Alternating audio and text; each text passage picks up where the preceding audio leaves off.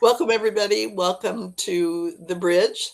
This is not a regular podcast. This is a little vignette on one of the tools that Sandy and I have used over the years. So, Sandy's going to take it from here, and we're going to see if we can do a little teaching. So we're going to just talk a few minutes about self-differentiation. It's a big word, and it's one of the tools that Sue taught us at the beginning of her coaching our program. She came in and worked with our group at Franklin Pierce Early Learning Center. And the tool about self-differentiation is the fact that you're not going to take information personally. She calls it not definition of you, but information that you can learn from. And we have a tendency when somebody comes to us and unloads on us or shares something with us for us to get defensive. We think, putting up our hands. It's hard for us to hear that we're not doing it great, that we need to do some improvement and that kind of thing.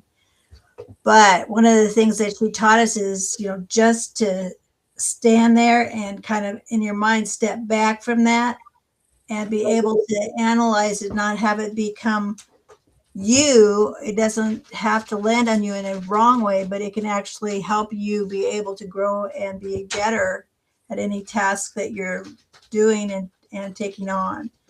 So one of the things that I love word pictures because it can come to mind when you're at the most odd situation. It will pop into your brain. It's that right brain, left brain thing. She told us not to wear our Velcro suit. And Sue, tell us more about that.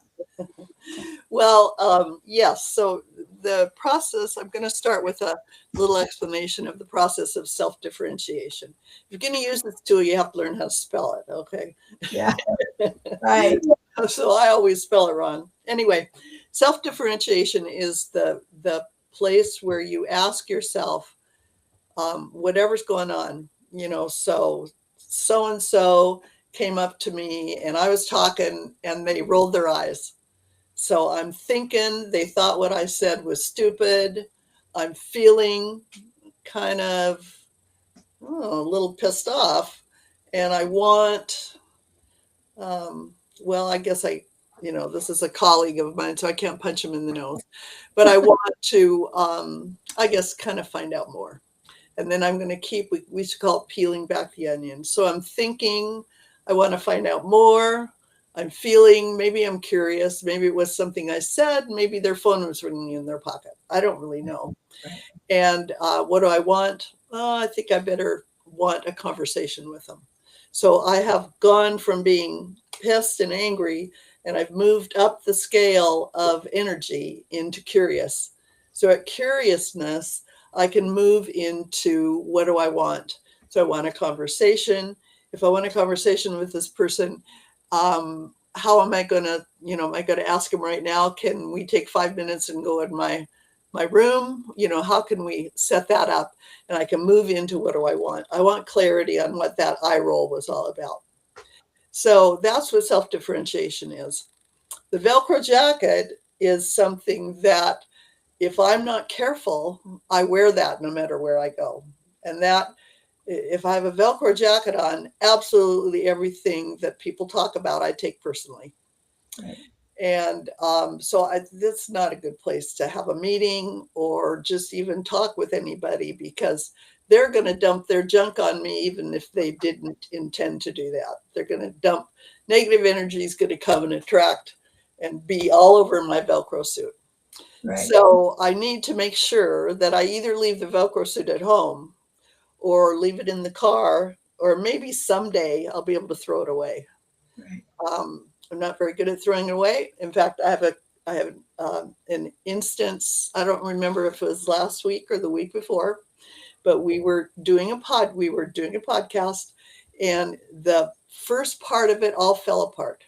The gal didn't get on in time, and the email I had sent to her hadn't gone through, and I was, just upset. And then she didn't get back to me right away. So my story was she was mad, and it just totally made that story up. It was feedback that came to me, not directly through her, but I apparently was wearing a really fresh Velcro suit. Velcro jacket because it stuck on me, and it took me all day to unpack from that. I mean, and I don't need, and I teach this stuff, Sandy. Right.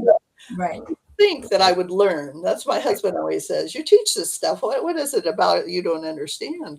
You know, so the word picture, I'm glad it helped with your Velcro suit. And I'm a little afraid of having us decorate it because I don't want it to be attractive. I want it to be ugly gunmetal gray so that I don't, or maybe Want I, to wear it. Not yeah, what used to wear it that day. yeah, or find a box and lock it in the trunk or something. Right. But Right. I need to try not to wear it. So, yeah. So that has helped you in the past. Can you give an example? Absolutely. And one of the things that I think happens, one of the other things that you used to share with us is leaning into it with curiosity. Once you've self differentiated and you can separate yourself from the information that's been given to you, then you can lean into it and you can say, tell me more, Mhm. so that you get some definition on why the person is telling you what they're telling you. And you used to tell us that sometimes when somebody just unloads on you, it's more about them than it is about you, that they've had a tough day, that their child was crying when they left and then they had to leave them at the daycare. Their husband and her had a big fight the night before. They're not being able to pay their bills on time. I mean, just there's can be a myriad of things that is called life.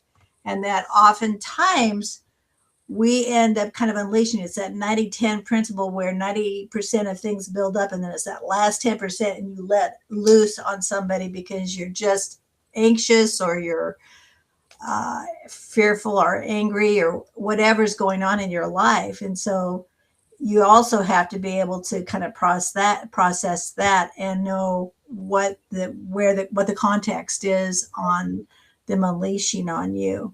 Right. But yeah, you can't get to the point of tell me more until you are able to step back, not wear your Velcro suit, and be able to ask that question and lean into it with curiosity to really hear what's going on in that other person's life.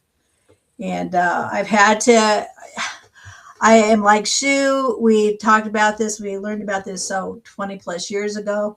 And do you think I do it well all the time? I certainly do not. I am constantly having to redirect my thought process so that I don't go down that rabbit hole. And so, yeah, I certainly understand. Another thought that I remember, Sue, you saying is taking the information and laying it out on the banqueting table.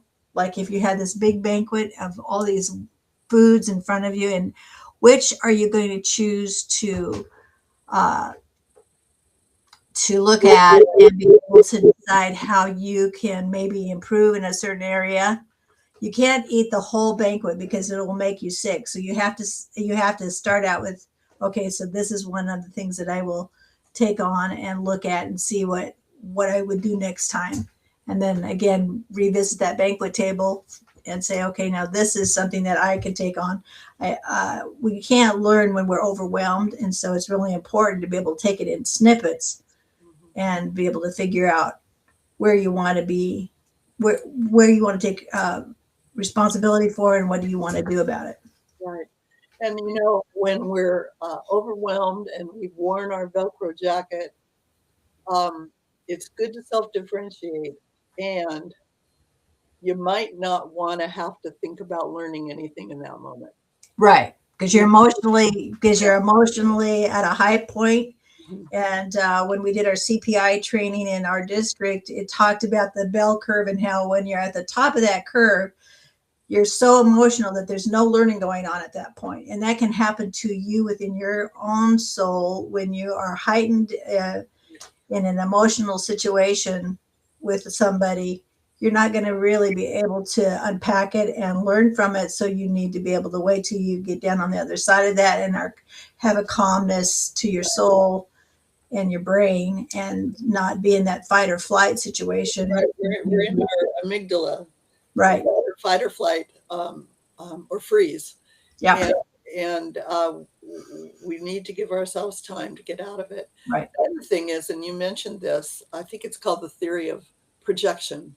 And that's when people, when they react to us or talk to us, it's more about what's on their agenda than what's our agenda. Right. So taking it personally, it's not worth it. It's probably not about me.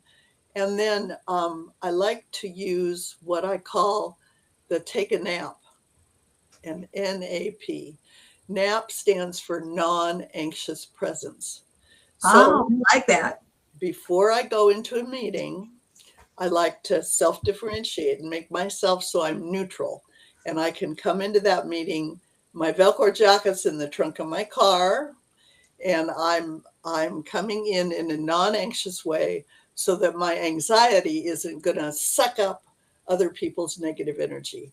I can go in and be a good listener and, lead the meeting.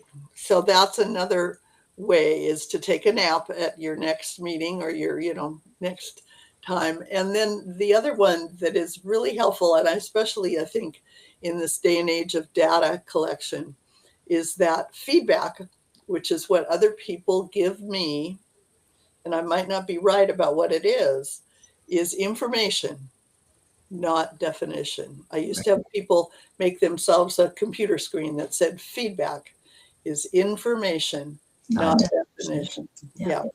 And so those, I can't think of any other fancy little tools that we use for self-differentiation other than kind of peeling back the onion. And I'm going to try to put the self-differentiation worksheet at the bottom of this video so that people can work with it. But you really need to get to a neutral place before you can solve the problem. Don't try to solve it until you're until you can be curious and not angry or frustrated. Right. So, good. Right. Okay, so let's do our takeaway. What's your takeaway from our little snippet here? My takeaway is that I will have a lot of opportunity to continue to practice, I am sure, because that's living life. Yes. And I love the fact that your tools that you shared with us 20 some years ago still are in my head, and that I can still unpack them when I need to and use them.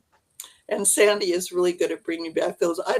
When I'm training, I don't think about I don't think about what I'm saying. I guess that's probably true. But I use stories and word pictures, and I'm not even aware of it. So Sandy's going to do this for me. She's going to bring back little things she remembered, and then we're going to try to share them with you all. So, and my takeaway is I appreciate you, Sandy. You've got a good I appreciate you too, Sue. And hopefully this little visit just may help somebody and help move them forward in a positive way. Absolutely. Well, you have a good rest of your day, and thank you, ma'am. Thank you. Talk to you later. Okay. Bye-bye.